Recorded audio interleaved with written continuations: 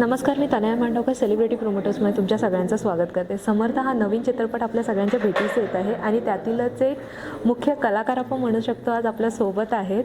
तर चला आज त्यांच्याशी आपण त्यांचा अनुभव जाणून घेऊया चित्रपटारिगाडी.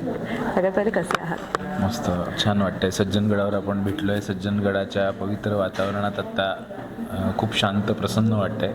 आणि एरवी आपण जेव्हा भेटत असतो आपण इंटरव्ह्यूजना वगैरे किंवा प्रमोशन या गोष्टीला जे भेटत असतो तेव्हा गजबज असते, गडबड. आपण ट्रॅफिकमधनं कसं तरी पोचलेलो असतो आणि काहीतरी आपल्याला कुठेतरी जायची घाई असते. तर आत्ता ही अत्यंत छान शांतता आपल्याला प्राप्त होते आणि समर्थ या चित्रपट निमित्ताने आपण सगळे तिथे जमलो आहे. तर फारच छान वाटतं आहे. बरं, नवीन एक काहीतरी कॅरेक्टर घेऊन येते चित्रपटाच्या निमित्ताने, काय सांगाल त्याबद्दल? मला वाटते मला आत्तापर्यंत खूप वेगळ्या भूमिका करण्याची संधी मिळाली आहे. प्रेक्षकांनी मला अशा भूमिकेत नाही बघितले आधी.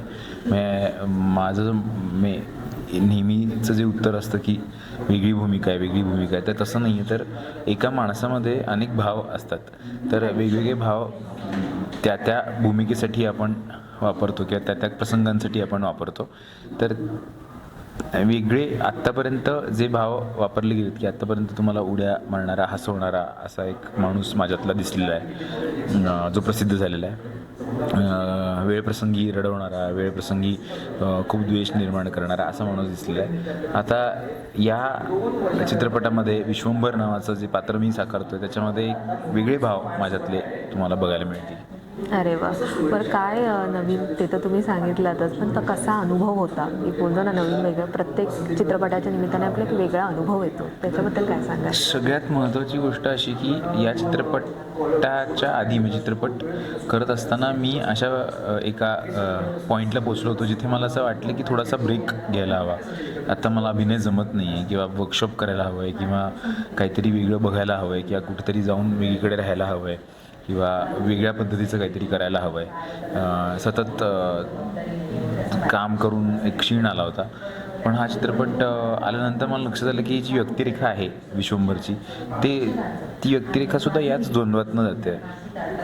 तर मला करताना म्हणजे सुरुवातीलाच मला असं वाटलं की हे इतकं कसं काय माझ्या वाट्याला आलं की इतकं चांगलं माझं नशीब किंवा समर्थांनी मला ही संधी दिली असं म्हणूया की माझ्या मनात जे द्वंद्व चालू होतं तेच त्या मनात विश्वंभरचे चाललेलं आहे. तर ते द्वंद्व मला दाखवायला मिळालं. म्हणजे मला व्यक्त होताना म्हणजे आपण एखाद्या थेरपिस्टकडे जाऊन व्यक्त होतो किंवा आपण आपल्यात व्यक्त होतो, जवळच्या माणसांकडे व्यक्त होतो, फॅमिली फ्रेंड्सबरोबर व्यक्त होतो.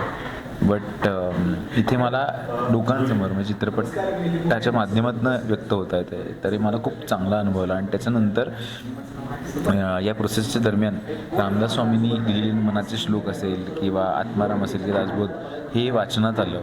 फक्त वाचनात आलं नाही तर आपण लहानपणी जे पाठ केलेले मनाचे श्लोक आहेत त्यांचे अर्थ काय आहेत हे जाणून घ्यायचा प्रयत्न करण्यात आला.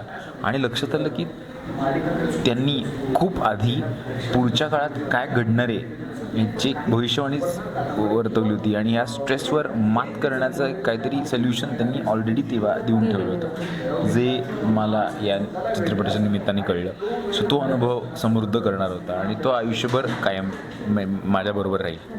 बरं, विश्वंभर आणि पुष्कराज यांच्यात काय साम्य आहे आणि काय वेगळेपण आहे याबद्दल काय सांगतात?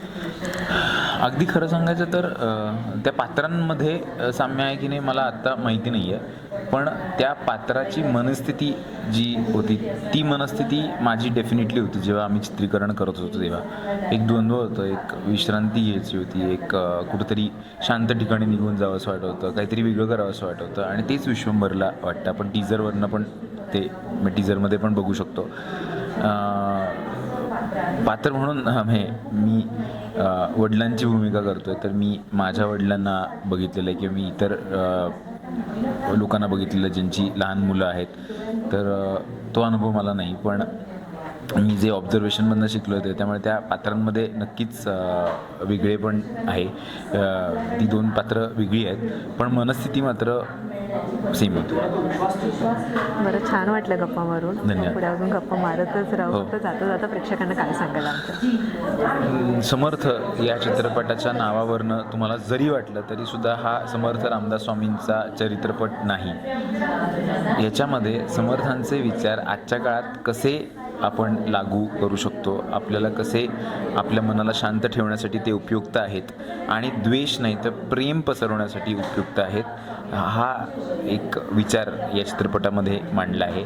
ही नात्यांची गोष्ट आहे, ही आजच्या काळातली गोष्ट आहे, ही वडील मुलाच्या नात्यातली गोष्ट आहे, तर त्यांच्यातल्या द्वंद्वाची गोष्ट आहे. हा चित्रपट 14 ऑगस्टला तुमच्या जवळच्या थिएटर्समध्ये रिलीज होतो आहे. नक्की जाऊन बघा, आपल्या मुलांना दाखवा, आपल्या आईवडिलांना दाखवा. धन्यवाद. Thank you so much.